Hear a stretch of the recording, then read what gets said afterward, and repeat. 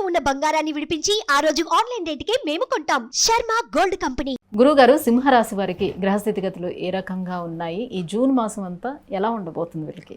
తప్పకుండా అమ్మా. సింహరాశి అనగానే మనకి మఖ 1, 2, 3, 4 పాదాలు, ఉబ్బ 1, 2, 3, 4 పాదాలు, ఉత్తర 1వ పాదం. ఈ నక్షత్రాల సమూహం వచ్చేసి మనకి సింహరాశిలోకి వచ్చింది.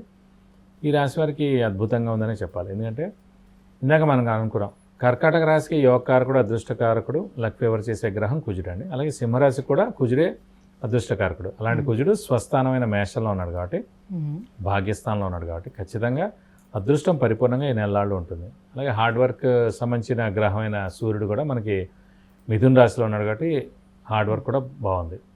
ఇంకా గురుబలం తీసుకుంటే కనుక మనకి దశమ స్థానంలో గురువు ఉన్నాడు కాబట్టి ఇంకా దైవబలం ఎక్కువగా ఉంది.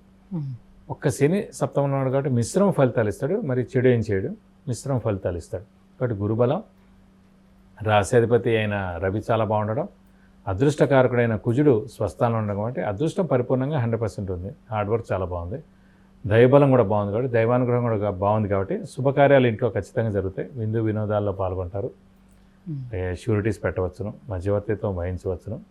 వ్యాపారస్తులకు కూడా చాలా బాగుంటుంది. కొత్త వ్యాపారం స్టార్ట్ చేసుకోవచ్చు, లేదంటే ఎక్స్పాన్షన్కి వెళ్ళచ్చు. అలాగే విద్యార్థులకు కూడా సువర్ణ అవకాశం అని చెప్పుకోవచ్చు. అంటే 10వ స్థానం విద్య అండ్ ఉద్యోగానికి సంబంధించిందా? అంటే 10వ స్థానం వచ్చేసి ఉద్యోగ స్థానం అండి. చతుర్థ స్థానం ఏమో విద్యాస్థానం. చతుర్థ స్థానం అనేది తల్లి, గృహం, వాహనం, సౌఖ్యం, జనరల్ హ్యాపీనెస్, ఇవన్నీ కూడా చతుర్థ స్థానం అండి. ఒకసారి చతుర్థం బాగుందనుకోండి, దాని ఆపోజిటే దశమం కాబట్టి మీరు ఎంత బాగా విద్య చదువుకుంటే అంత ఉత్తమమైన ఉద్యోగం మీకు వస్తుందని.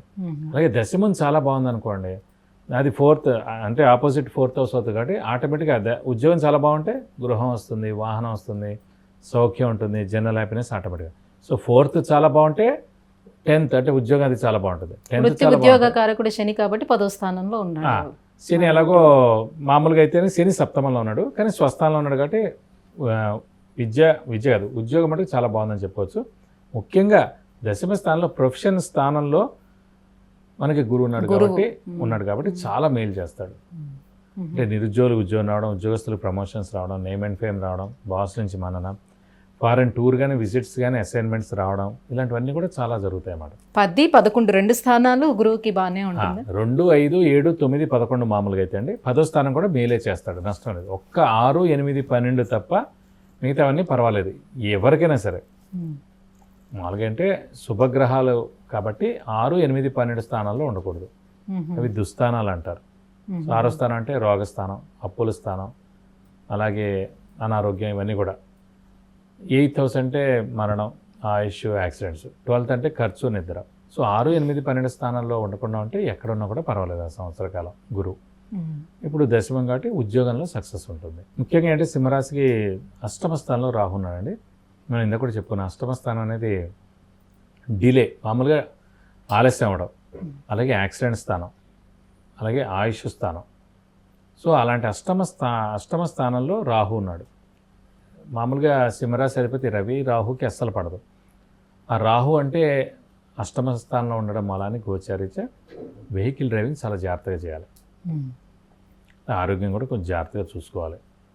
ఎందుకంటే అష్టమంలో రాహు ఉన్నాడు కాబట్టి యాక్సిడెంట్ అయ్యేందుకు అవకాశాలు ఎక్కువగా ఉన్నాయి. మనది కాకపోయినా మన బండి ఎవరైనా తీసుకెళ్ళినా కూడా ఆ బండికి యాక్సిడెంట్ అవ్వచ్చు, ఎందుకంటే మన పేరు మీద ఆ బండి ఉంది కాబట్టి. సో ఏదైనా దూర ప్రయాణాలు మీరు చేస్తుంటే ఖచ్చితంగా మీరు మటుకు సింహరాశి వారు ఎవరైనా సరే డ్రైవర్ని పెట్టుకుని వెళ్ళడం క్షేమం. నెక్స్ట్ డే ఏప్రిల్ తోటి ఆ రాహు కూడా మారిపోతుంది. ఎవరు బళ్ళు తీసుకున్నా కూడా మనం చెక్ చేసుకోవాల్సి ఉంటుంది. అయితే చేయాలి జాగ్రత్తగా. అంటే సాధారణంగా ఏంటంటే ఎప్పుడూ లేని ఇబ్బంది, టైర్ పంచర్ అవ్వచ్చు సాధారణంగా. ఇప్పుడు రాత్రిపూట సింపుల్ అండి, మన జాతకం చాలా బాగుంది, మనం అనుకోండి ఎవరో బండి తీసుకెళ్ళాం, ఎవరో ఇంటికి వెళ్ళాం, వస్తుంటే మధ్యలో పంచర్ అయింది.